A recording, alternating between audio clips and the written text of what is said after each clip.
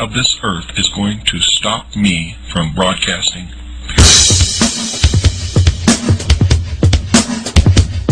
I will begin making tapes, and I will make them in the hundreds and distribute them all over this country. And the people who receive those tapes will make tens and hundreds of copies and distribute them also, and we will have an underground radio.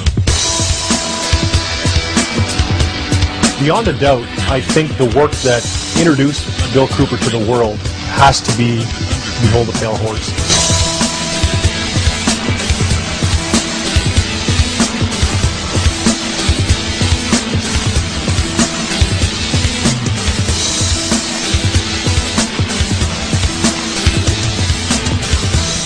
And Bill told him point blank, do not come up here, you're not welcome, I'm not talking to you, and you go back and tell your bosses that there's not going to be another Waco Ruby Ridge in this country. Marty Scott, this all happened in a little town called Eager, Arizona, which is just on the eastern side of the state of Arizona. It's almost on the border of New Mexico. This is what we know so far. Sheriff's deputies, we understand, were trying to serve some type of arrest warrant on a man by the name of William Cooper. He's also known as Bill Cooper. Do you understand what I'm talking about? What is our common bond truly? Freedom. In this case, Bill Cooper was shot to death. We do have a crew en route to Eager, Arizona, and we'll have a lot more coming up on tonight's news. Most people are no better than animals who do not have intelligence because they don't use their intelligence. And to these men who control things behind the scenes, you are stakes on the table by choice and consent, and will always be ruled and manipulated and enslaved by people who do use their brains. Bill hated right wing, hated left wing. He hated these labels. He was an American. He believed in the U.S. Constitution. And if you were right wing, you had an agenda. If you're left wing, you had an agenda. Bill had no agenda. Bill believed in the Constitution.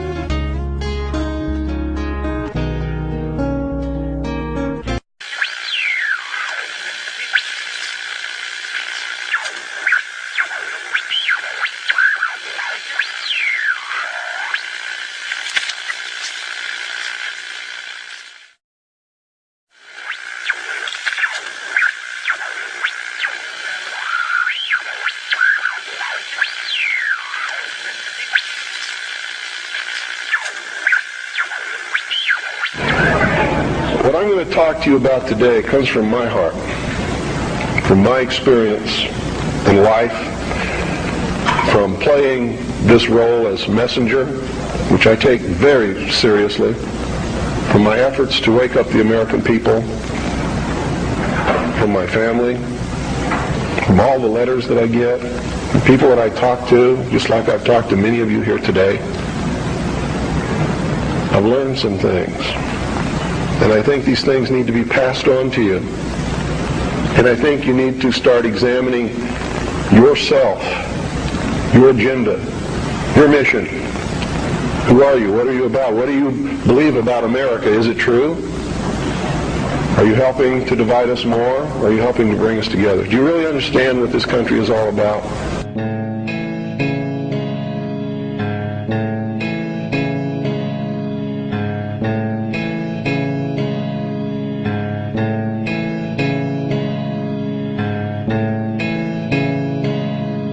If you listened to shortwave radio throughout the 1990s, you were bound to invariably come across the sound of a captivating voice in the wilderness. That authoritative and self-assured voice for 5 nights a week would educate us, enlighten us, and most importantly, warn us of things to come. So they disguised their true intent and their true teachings, the esoteric,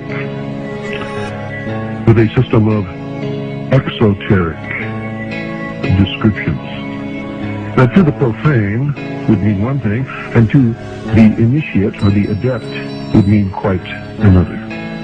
But that was then. This is now. What sort of creature inhabits the modern domain? Who is the modern man? That voice spoke to us of matters esoteric and exoteric, political and supernatural, scientific and lawful. That voice was world-renowned author, radio show host, and ex-Naval Intelligence Officer Milton Wiliam Cooper, otherwise known as Bill Cooper. I was reared in a military family. My father's an Air Force colonel. He's retired now. He was a command pilot. And I traveled all over the world, lived on military bases for most of my life. I was really an indoctrinated individual, you might say. I was as establishment as you could get, as gung-ho, pro-government, pro-America, pro-military. And that's why I went into the military, because that had been so much of my life. I went into the Air Force. I was in the Strategic Air Command for 4 years as an aircraft and missile and hydraulic technician. Bill left the Air Force in 1965 to join the United States Navy.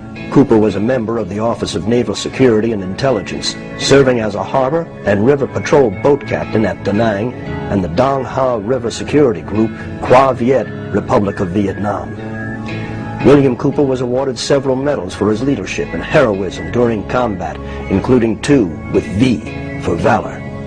He served on the intelligence briefing team for the Commander-in-Chief of the Pacific Fleet. It was during this time Bill would witness something that would forever change his life. While we were on a transit from the Portland-Seattle area, on the surface I actually saw, I was the port lookout, and I saw the most incredible thing that I think I've ever seen in my life. And it had such a profound effect upon my view of the universe and the world that we live in, that I wish everybody could experience this. I saw come up out of the ocean, from beneath the surface of the sea, a huge disc-shaped craft about the size of a midway-class aircraft carrier, which is tremendous in size. Came up out of the ocean and rose into the air and tumbled on its axis and went up into the clouds, and I was awestruck, dumbstruck. And I mean dumbstruck literally. I could not utter a sound. My first impulse was to tell the officer of the deck that I'd seen a flying saucer, and then luckily for me I couldn't talk. So I told the officer of the deck that I'd seen something about 15 degrees off the port bow at a relative distance of about 2.5 nautical miles. And he began to look in that area. And the starboard lookout had heard me tell him this, and he began to look over there. And it did something that, as far as I knew, was absolutely impossible. I'd been in the Air Force. I'd worked on the state-of-the-art of our aviation capabilities. And here I was on the deck of a submarine in the conning tower, and I knew what we had to be able to have to go underwater, and I knew that the two were incompatible. Here's something that came from under the water and flew in the air and performed maneuvers, and then came back down and interfaced with the water at tremendous speed and remained intact, which realistically it never touched the water. The water sort of magically opened up in front of it, but something had to interface with that water. Anything that we had that interfaced with the water in that manner would have been disintegrated. It's like hitting a brick wall. So I was looking at a technology that, as far as our laws of physics and what we knew at that time, didn't exist. This was in 1966. But when we reached Pearl Harbor, we were not allowed to go ashore to go on liberty, even though we didn't have the duty. And about 2 hours after we berthed at the submarine base, a commander from the Office of Naval Intelligence came on board and debriefed each one of us individually in the captain's stateroom. And the ultimate outcome of the debriefing was that we didn't see anything, we didn't hear anything, and we had to read rules and regulations that told us that if we ever talked about what it was that we didn't see, that we could be imprisoned, we could be fined $10,000, we could lose all pay and allowances due or ever to become due. And I learned at that moment that the United States Navy didn't want anybody to know about what we saw, and that severe consequences could come down around the neck of anybody who did. This one event had started on what would become a lifelong quest that would lead him into investigative territories such as extraterrestrial life, high-level government cover-ups, and the role secret societies play in all these scenarios. Bill had begun to publicly discuss his findings only to lose his leg after being forced off the road by people who would later visit him in the hospital, telling him to keep quiet. Bill went public once again, but made sure this time he was protected. Originally back, I guess when Bill was first starting to release all of this material, he had released a document called The Secret Government, subtitled The Origin, Identity, and Purpose of MJ-12. And Bill had spent a considerable amount of his fortune at that time, well, there was any fortune, but a considerable amount of his money, into the tens of thousands of dollars, to get this document released and disseminated across North America and the world. So he had mailed it to all sorts of congressmen, key political figures, as well as some friends and family and things like that, just so people would have this document in their hands. And that's how I protected myself, or at least that's what I thought would protect me, and so far it's proven to be right, was that if I got literally in front of the public overnight, in front of a large public, that they wouldn't do anything to me because it would substantiate what it was that I'm saying. And they certainly don't want to do that. It would also create a martyr. And martyrs create tremendously dangerous political movements that they don't want that either.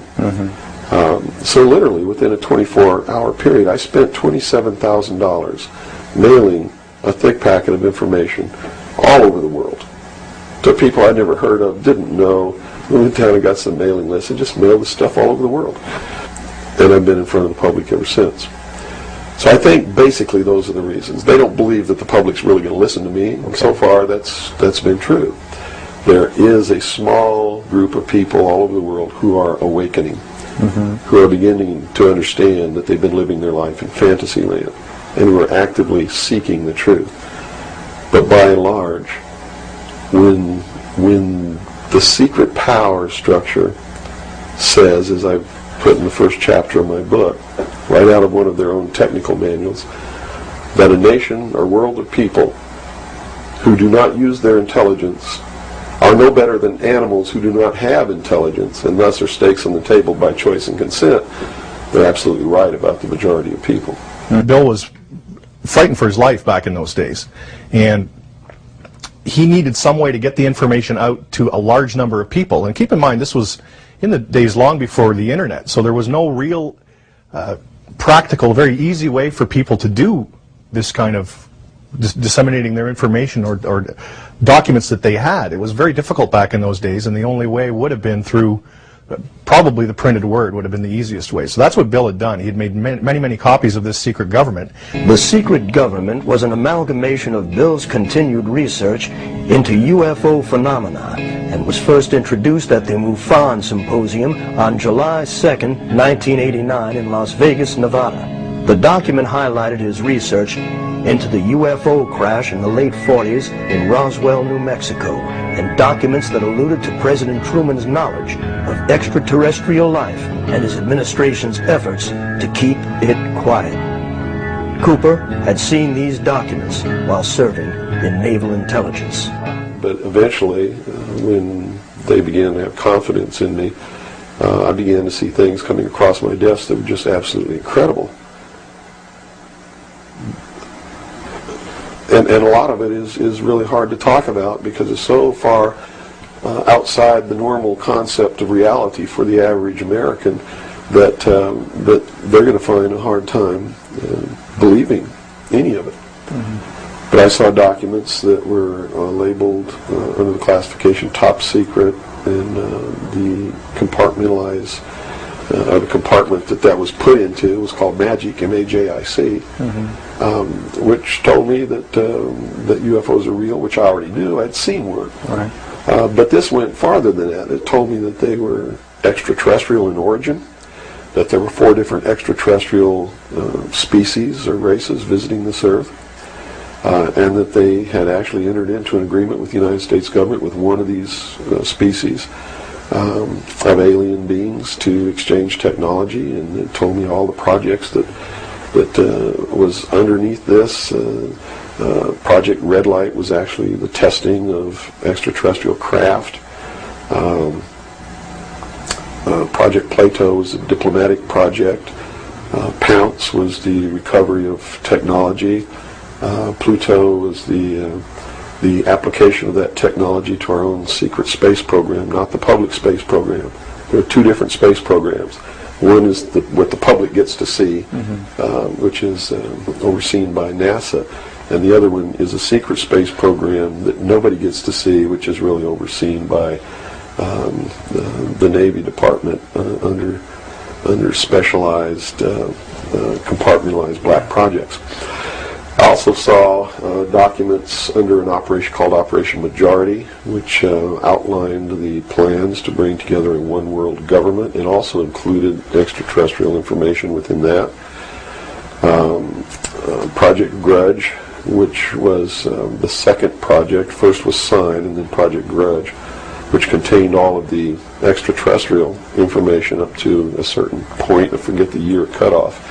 And then it was contained after that in another project called Project Aquarius, which was the accumulation of the whole history of alien interaction on planet Earth. But I have to say at this point that I don't know if those documents were really telling the truth or not. They could have been showing me these things so that eventually I would go out and talk about this. And maybe that'll become clear to you later why they may have done that. It could be real. So.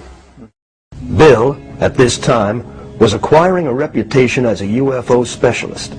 Unlike others in the movement at that time, Bill's credibility was unique because of his experience in naval intelligence. In the late 1990s, however, Bill reconsidered much of what he was saying, as his research led him to believe the technology he and others were witnessing may have been the creation of our own government, created and tested in areas such as the infamous Groom Lake, Area 51 in Nevada, where Bill filmed his documentary, Project Red Light.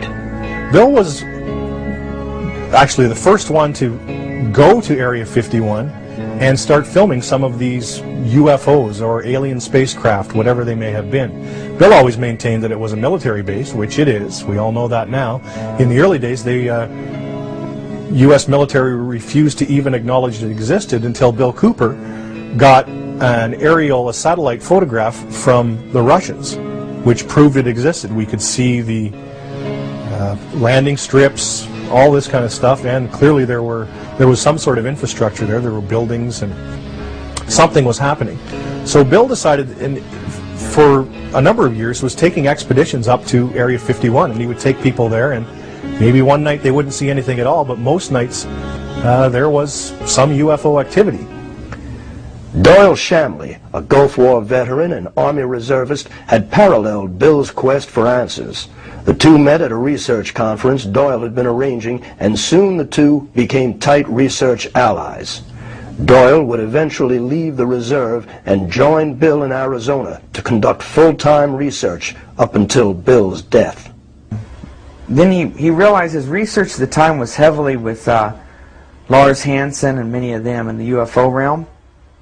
And he realized that most of them, and a lot of them upon admittal, and I have the documents, admitted to working for, either in the past or still being on CIA payroll. And he exposed them heavily, speaking engagements, and accused them of falsifying facts, as they called them, to steer people away from an eventual finding out of all the facts and send them down all these wild goose chases. Now, in all the history of the world, folks, if we were really being visited by extraterrestrial life, don't you think we would have found one by now?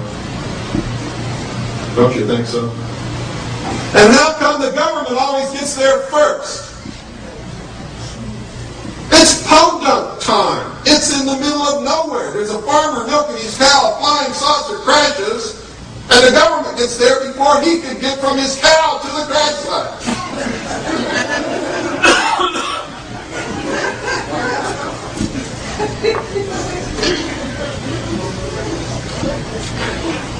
It's ridiculous, and I shudder to think that in the beginning, when I first came public, I may have been misleading somebody along those lines that that this whole thing is being brought about by extraterrestrials. I think some of us were really used in the service of our country, and I'm very angry about that. He then realized that the scope of it was not going to be handled by just searching the paranormal.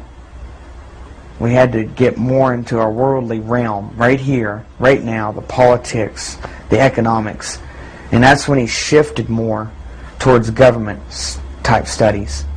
In the history of the world, there had never been a people who were truly free or who truly ruled themselves until the United States of America was created as a republic by which we ruled ourselves through elected representatives whom we sent to the State House, either in the States or to Congress, to do it.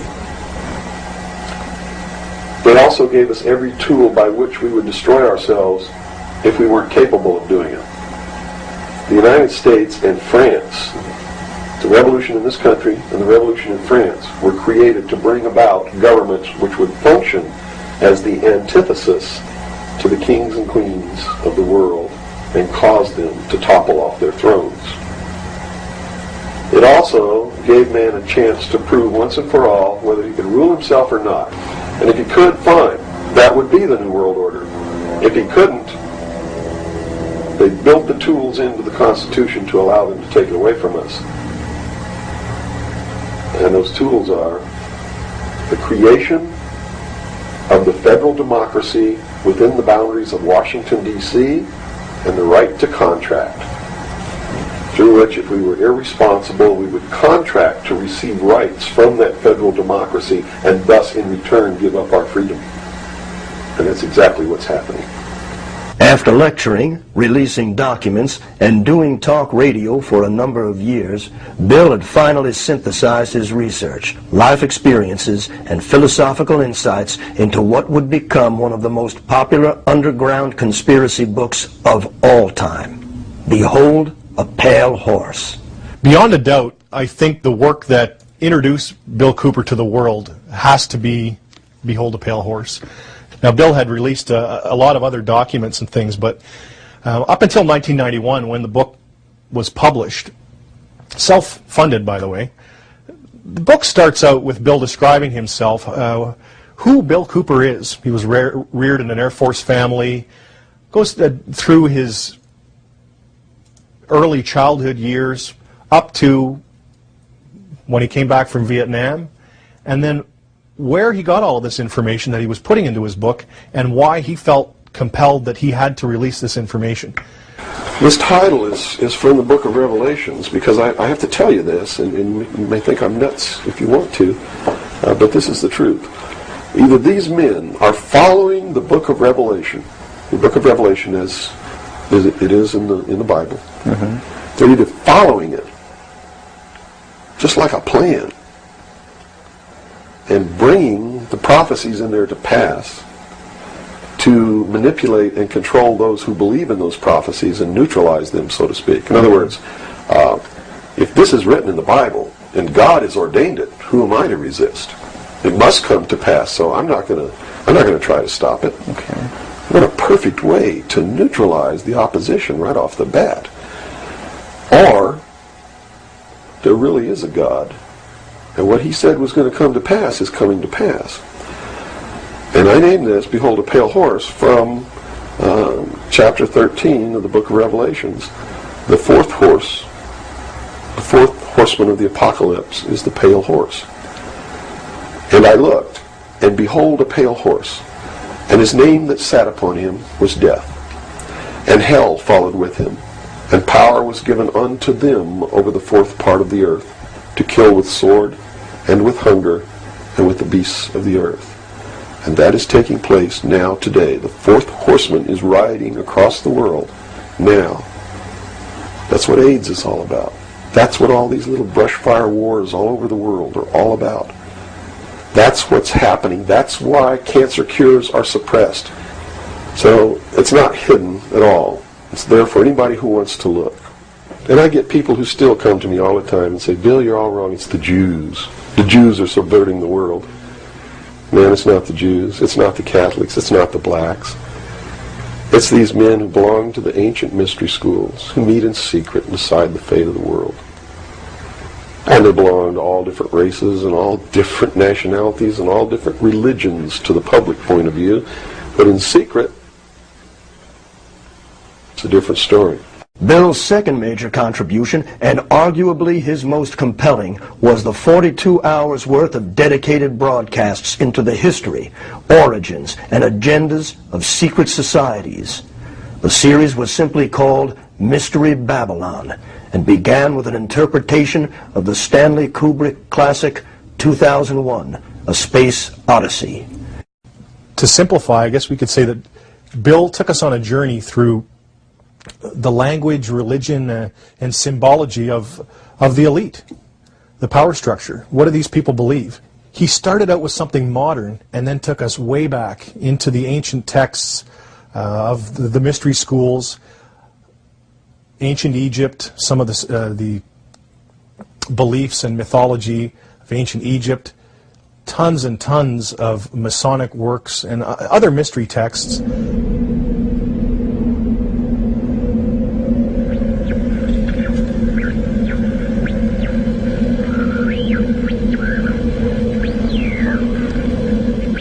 You're listening to the Hour of the Time. I'm your host, William Cooper. Tonight, ladies and gentlemen, we begin the origin, the history, the dogma, and the identity of the ancient mystery religions which are now known as the mystery schools. The Order of the Quest, Freemasonry, the ancient Order of the Rose and Cross, the Knights Templar, the Sovereign and Military Order of the Knights of Malta, the Order of St. John of Jerusalem, the Priory de Sion, the Thule Society, or sometimes known as the Thule Society, the Order, the Skull and Bones, the Russell Trust, the Jason Society, the Scroll and Key, the Illuminati, and I could go on and on and on and on. But the most important thing to realize is that they all have been collectively known throughout the ages as the mystery schools, the Illuminati, which literally means illumined ones. They are all one and the same, as you will come to know. And you will understand perfectly how they've been able to infiltrate all of our society. What you hear tonight does not necessarily reflect my views, our beliefs, our religion.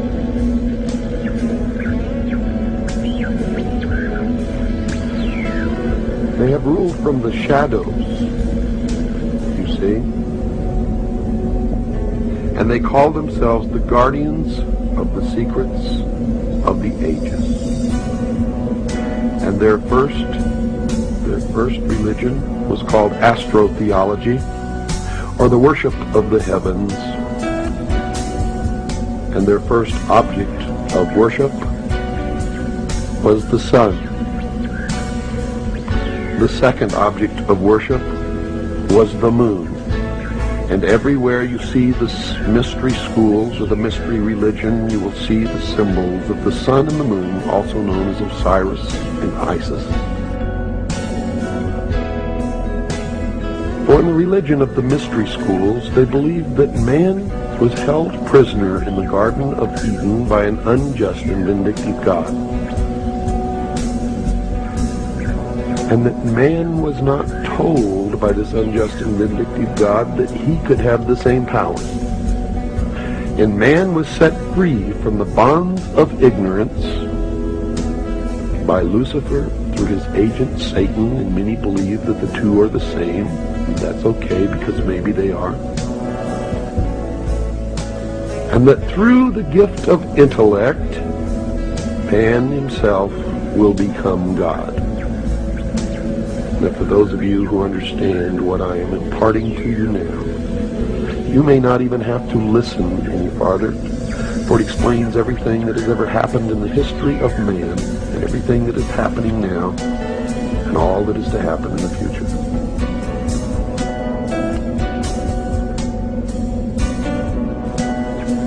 They believe that the tree-dwelling ancestors of man were among the most intelligent beings of their distant age. And when these creatures finally abandoned the trees and walked fully upright, freeing their hands to serve as implements of their minds as well as their bodies, there began the most successful evolutionary drive toward higher intelligence ever witnessed in nature.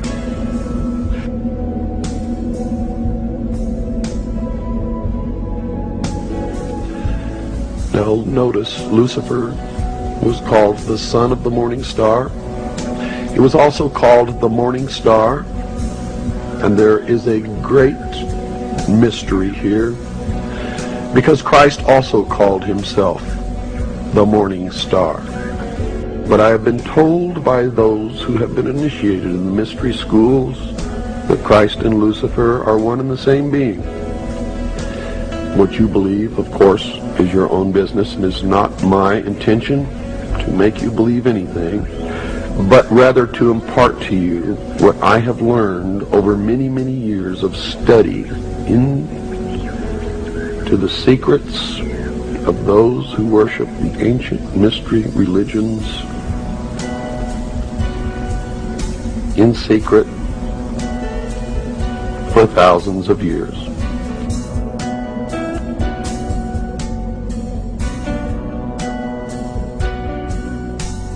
I do not advise you what you should believe or not believe.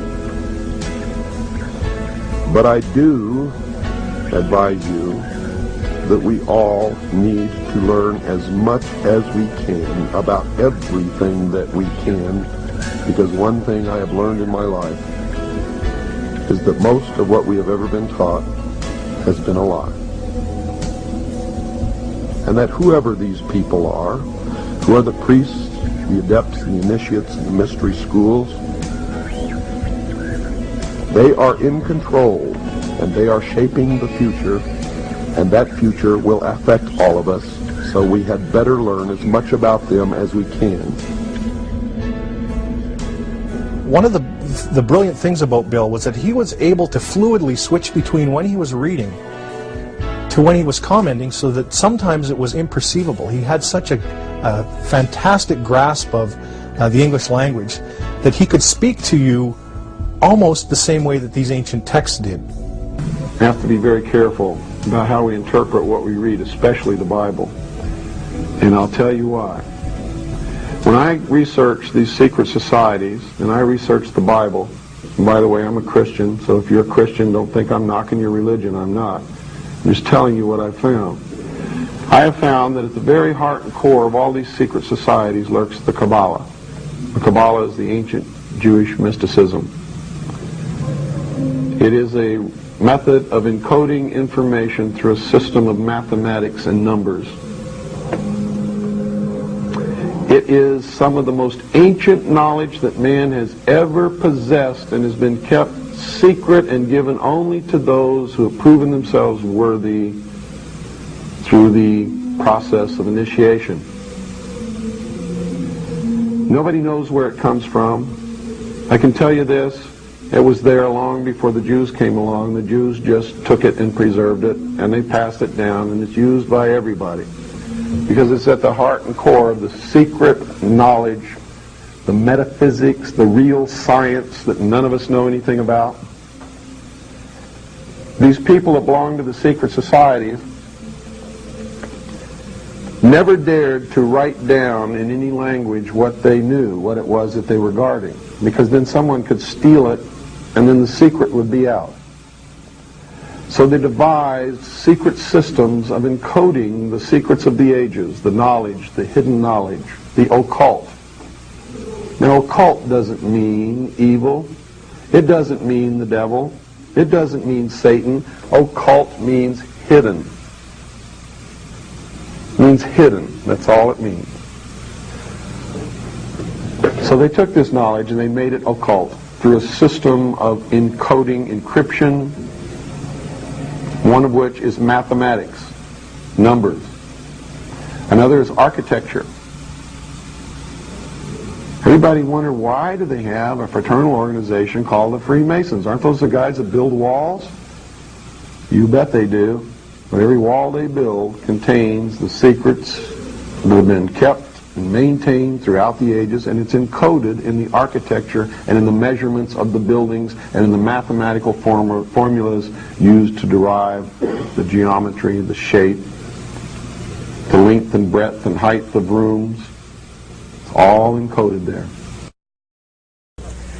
The very word secrecy is repugnant in a free and open society, and we are, as a people, inherently and historically opposed to secret societies, to secret oaths, and to secret proceedings.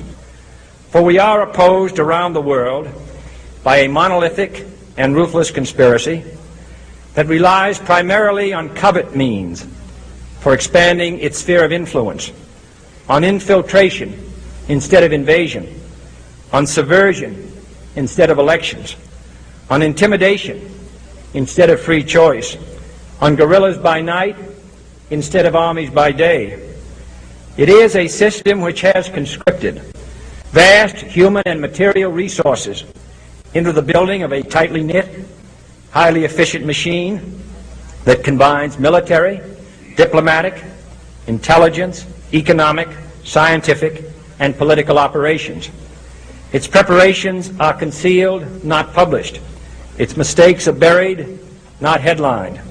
Its dissenters are silenced, not praised. No expenditure is questioned, no rumor is printed, no secret is revealed. And so they ordered his execution. It was actually ordered by the Policy Committee of the Bilderberg Group in The Hague in Geneva, Switzerland, and was carried out by agents of the secret government in Dallas. The man who actually administered the coup de grace was the driver of the car, William Greer. We have a film in beautiful living color that you can actually see with your own eyes William Greer turn with an assassination pistol in his left hand and shoot the president point blank in the head over his right shoulder. It's incredible. It's been hidden from the public for all these years. But the same film has been shown on television for all these years, but they've always zoomed right in on Kennedy and cut the driver out, so you can never see it. It's the Zapruder film. It was never shown to the Warren Commission. They never saw it. Human rights are non-existent.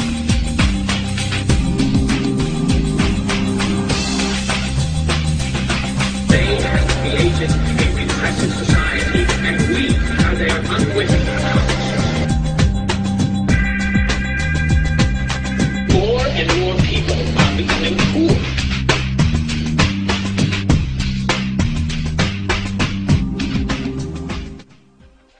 By this time, Bill had become a popular lecturer, author, and radio show host. His shortwave radio program, The Hour of the Time, could be heard 5 nights a week throughout the world. It was an event. It was always exciting, waiting for the hour of the time to come on, turning on your shortwave and hoping that that night that the propagation was good across the airwaves, because of course shortwave is extremely susceptible to weather conditions, and when weather conditions are favorable, you're heard around the world, but when they're not, you're not heard anywhere.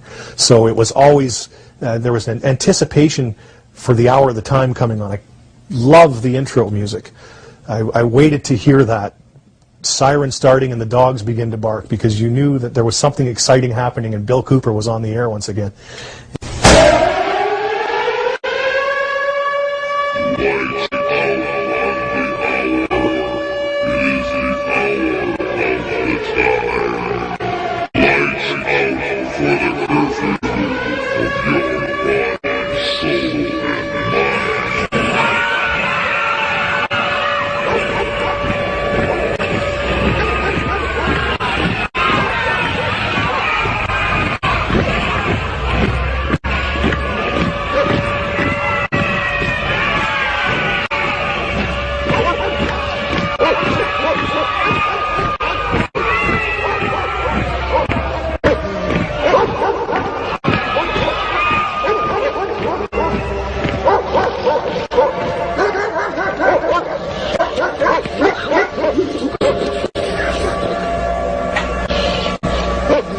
You're listening to The Hour of the Time. I'm William Cooper. For the first time in the history of the world, man was free. Literally, a king and queen in his or her own right. Over the years, that promise has extended to many other peoples.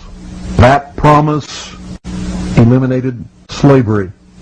That promise has caused poor, unhappy people living under tyranny all over the world to set their eyes on the shores of this country, with only one thought in their mind: to get here however they had to get here, and even if they had to die in the process, in order that they could also be free.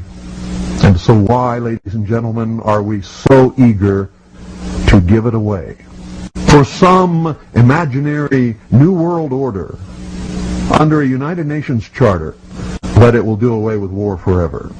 If you believe that, if you really believe that and you fall for that deception, you'll be so sorry for the rest of your lives.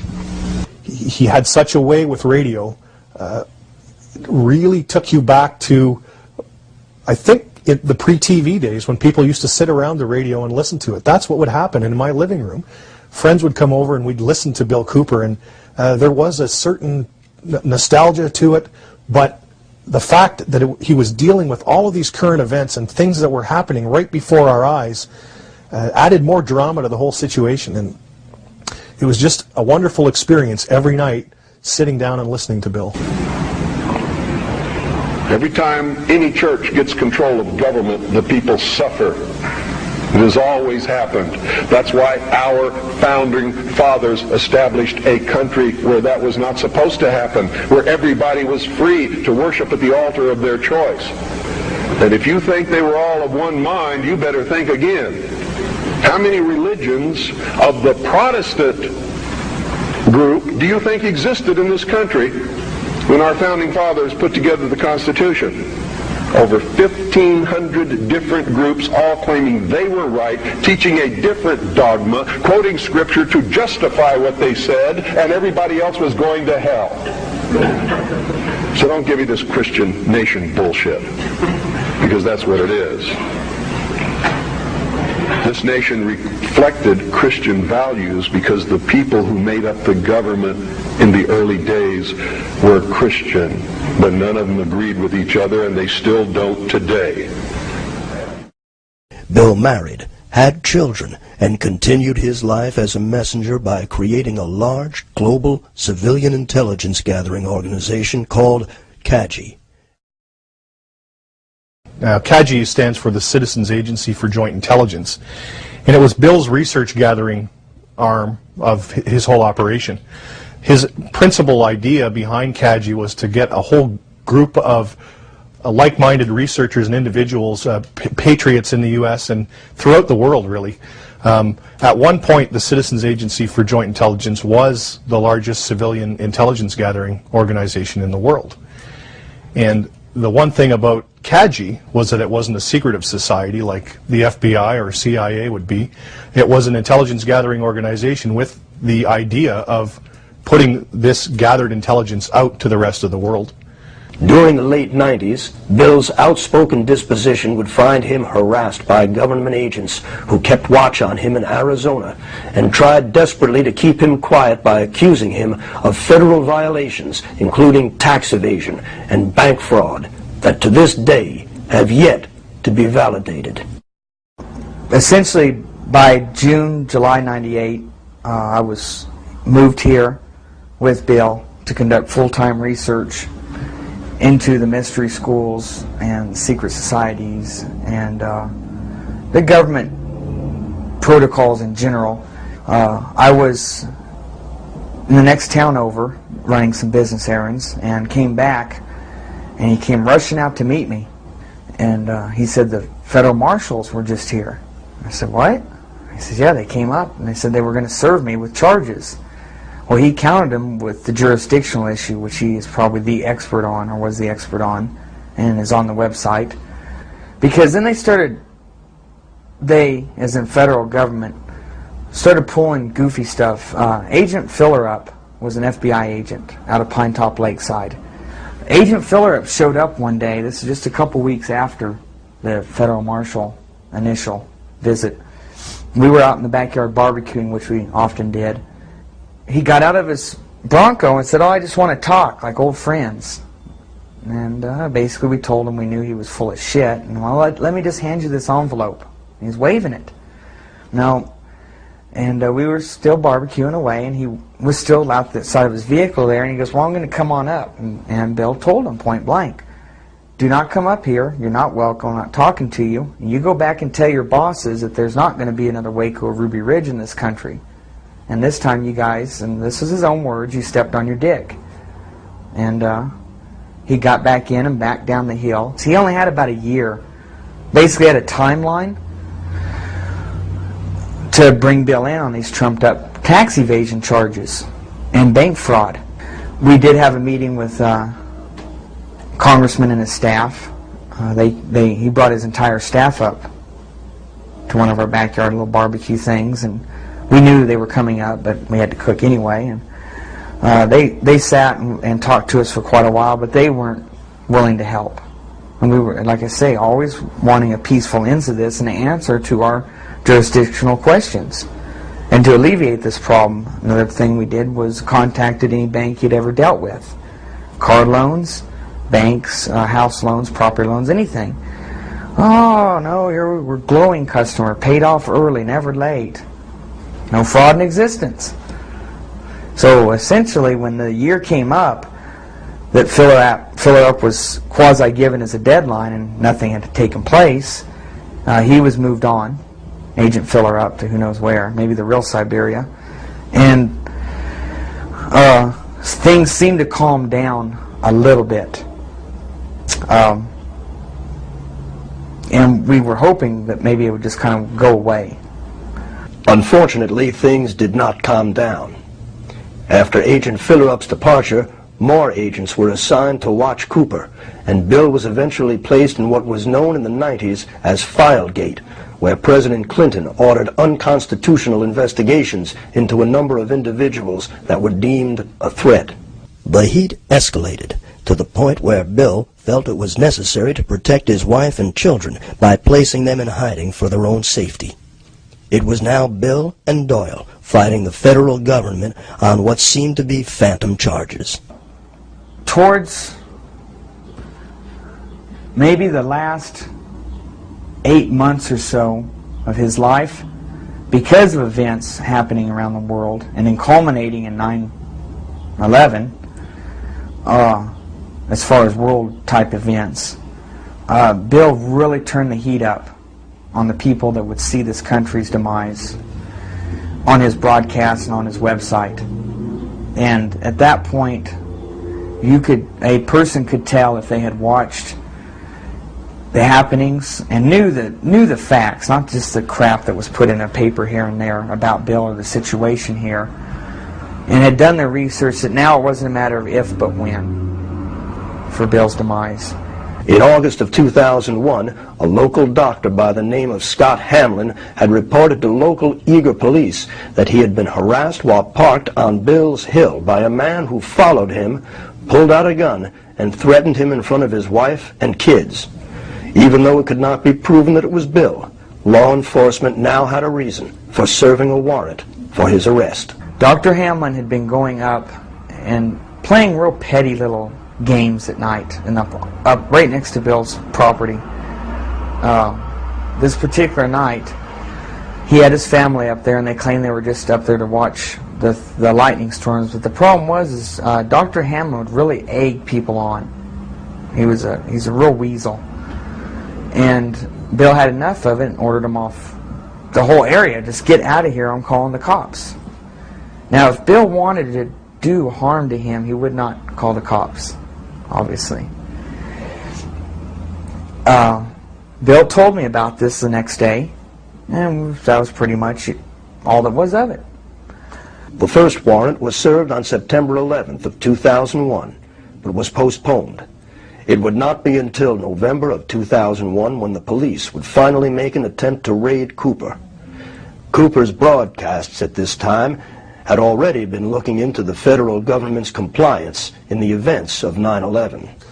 One of the things that makes everybody wonder why Bill's life was snuffed out in 2001 was because in June of that year, Osama Bin Laden, who was a relative unknown at that time, Bill had been following the news and found a lot of curiosities and went on the air predicting that there would be a major attack in the United States and that it would be blamed on Osama bin Laden, but he was literally the scapegoat that was being used, not truly behind the attacks. So that, I mean, just a few months before the events of September 11th, and then of course Bill's life cut short shortly thereafter. Supposedly, a CNN reporter found Osama bin Laden, took a television camera crew with him, went into Osama bin Laden's hideout, interviewed him and his top leadership, and he came out and told everybody, within 3 weeks Osama bin Laden is going to attack the United States and Israel. Now, don't you think that's kind of strange, folks? You see, because the largest intelligence apparatus in the world, with the biggest budget in the history of the world, has been looking for Osama bin Laden for years and years and years, and can't find him. Some doofus jerk-off reporter with a camera crew waltzes right into his hideout and interviews him. And I'm telling you, be prepared for a major attack. But it won't be Osama bin Laden. It will be those behind the New World Order. I wonder what Osama bin Laden's targets are supposed to be. And if they don't, if this doesn't materialize in the next 2 or 3 weeks, it will eventually materialize because they haven't succeeded in getting the guns out of the hands of the American people, nor have they succeeded in taking our freedoms away. And so I can tell you with a certainty, they must do something terrible in order to stop this backlash and regain the sympathy of the mass herds of sheeple out there.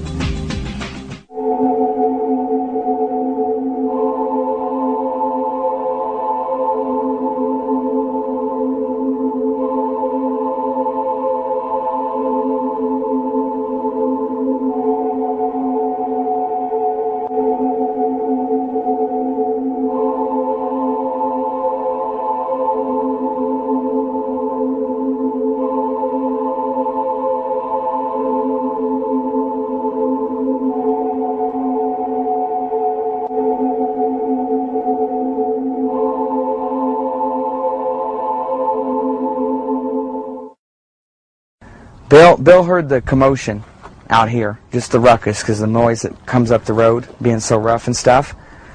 He assumed, I guess, that it was typical high school partiers, because they leave their trash and stuff out, and the local property owners all around us had come to us and asked us to run them off, because they were destroying gates and fences. He came out, got in his truck. His truck was always parked right out in front of the house there, right past the driveway. He would park just in front of the lawn, always normally face that direction. And he whipped around the cul-de-sac, I would have to assume, because that's what always took place. And he then proceeded down this cul-de-sac here, which is Clearview Circle Drive. He's 96 Clearview Circle Drive. That's on the county register. He came down here, and then at that point, he came down to go to this other end of the street, which is right down there. You can see the sign and the gate. Okay, that's where they parked, and that was real common for the high school children and people making noise and throwing trash around and stuff to do. They would park down there. That particular owner owns the rest of the 40 acres down there, and he was particularly perturbed because they would vandalize his fences and cattle troughs.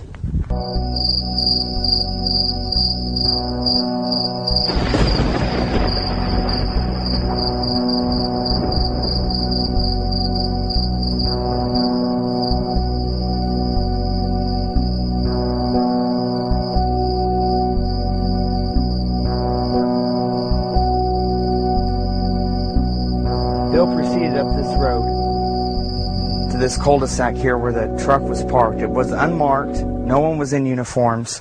They did not identify themselves. That was it. They had said that in their briefings the very next day. They were parked here. They intentionally had a vehicle with an incredibly loud stereo system, and they made a lot of noise themselves, hooting and hollering. Bill came down and told them, this is based on the law enforcement people that told me this, that were involved that night, Bill told them if they didn't leave, he was calling the police, and they shunned him on. So he then turned around to go back to his home up there and call the police. Now, at that point, they were here, and he just basically turned right there, just out on this lot a little bit, and went on back. Right here out of this juniper was a spot. I was told by law enforcement officials that the first deputy came out right at Bill's truck, because he was cruising along slow, watching them more than likely in his rearview mirror, me knowing him very well, to make sure they didn't follow him back over there. He came out, and this is the point where Bill knocked him off sheerly with his arm, not ran over anything. That guy basically just landed on his butt because Bill hit the gas. So he made this little curve here, and this is where he stopped. At this point, according to law enforcement officials, from their briefing, and then plus people on site right then, when he stopped, one more person approached the vehicle, but not running. And that's when he did the open hands thing and a sign of, like surrender or whatever.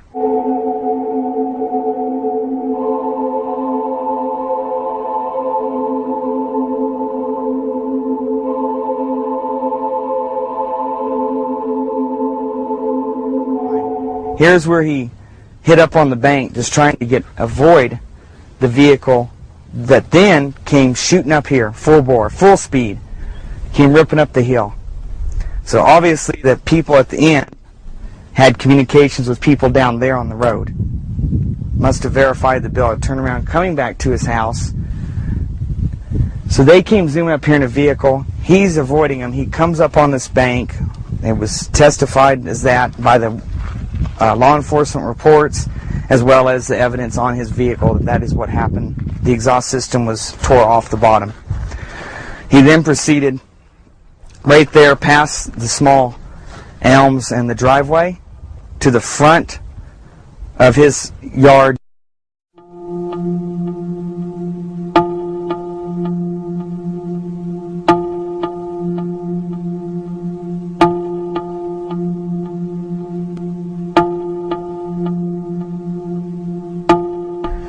I was told by the law enforcement officials that were on site and ones that had to come up afterwards and get a briefing so they knew what went on roughly, because public was obviously going to be coming to try to come up here, and news crews and all whatnot.